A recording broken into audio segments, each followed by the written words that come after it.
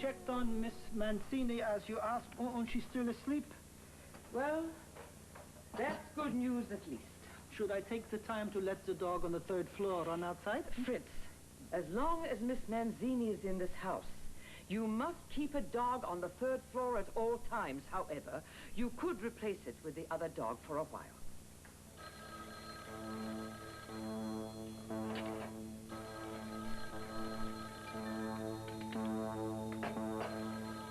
Aren't you going to answer it?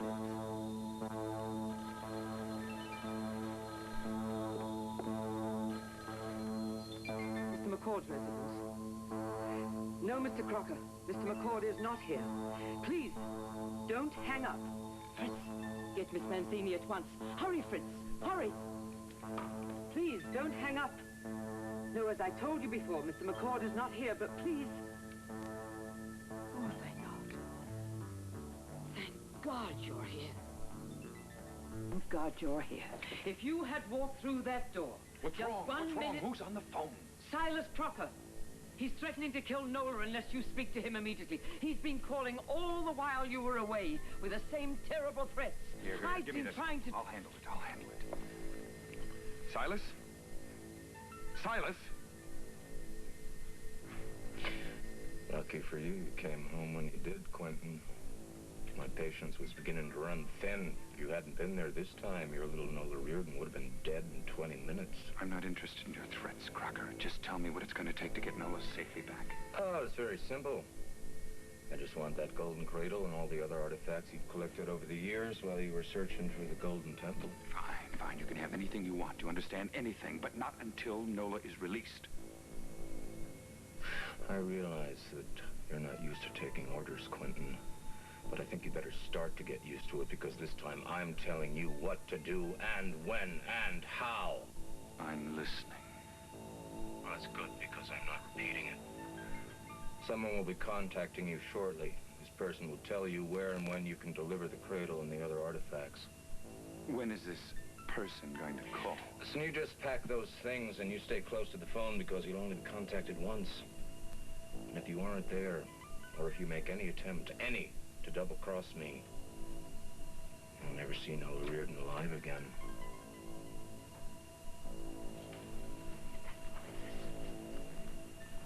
Yes, I understand, and I'll be waiting here for your call, but you listen to me, Crocker. I don't trust you for 1 minute. So if you harm one hair on Nola's head, so help me God, I will trace you down the ends of the earth. You understand? Crocker, are you there? Damn, you'll hide anyway. Oh, Quentin, I'm so glad you're back and that you gave up that insane idea to follow Jamie Loomis. I didn't give up at all. I simply followed Loomis back here to Springfield this morning. Loomis is in Springfield? Yes, and obviously it's Loomis who's going to contact me as to when and where I'm to deliver the golden cradle and the other... Silas will never keep his word, Mr. McCord. Once he has the cradle in his possession, he will kill Nola surely. Yes, I know. And what will you do? Obviously, I have to find where Crocker's holding Nola before Loomis can tell him that I've delivered the golden cradle. You lied to me. You knew he was holding Nola all along, didn't you? What kind of conclusion did you think I jumped to? I come over here to find out what happened to my sister, and you lied to me. Crocker had her all along, and you knew it. Anthony, I never meant to lie to you, But you did lie to me, Mrs. Renfield. That's my sister's life you're playing around with. Believe me, Anthony, we realize that. You do? Well, you got some way of showing it. But I've had it. I'm not playing with you people anymore. What are you doing? I'm going to call Larry Wyatt. That's what I'm doing. I can't let you do that, Anthony. Get your hands off me, Mr. McCord. Listen, I cannot let you get the authorities involved in this.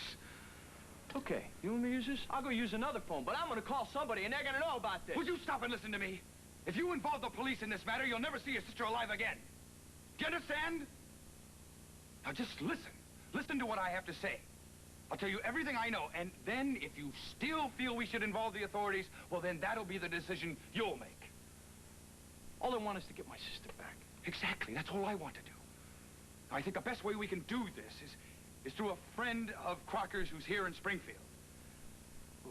A man named Jamie Loomis. When I spoke to Crocker earlier, he said someone would be contacting me as to where I'm supposed to send the golden cradle and the other artifacts. Yeah, I heard about that. Go ahead. Exactly. Now, if Crocker's plan is going to work, he's got to stay in constant contact with Jamie Loomis. So we follow Loomis and he leads us to Crocker and Nola, right? Hopefully, before it's too late. But the police, they got computers. They can set up roadblocks, license plates. Anthony, listen. I know the personalities involved in this better than you do or the authorities. Now, if we involve the authorities, you'll never see your sister alive again. Quentin is right. Silas is desperate. If he thinks the police are on his trail, he wouldn't hesitate to kill your sister. Trust me, Anthony. Believe me, I know what I'm talking about. We can't just stand around here doing nothing. Don't you think I realize that? Your sister's well-being means as much to me as it does to you, probably more. Look, my life, well, it would be meaningless if anything ever happened to your sister. Okay, no cops. Thank you. One condition, though. What's that? Anything that happens now that has to do with getting my sister back, I'm in on. You're dealing with murderers.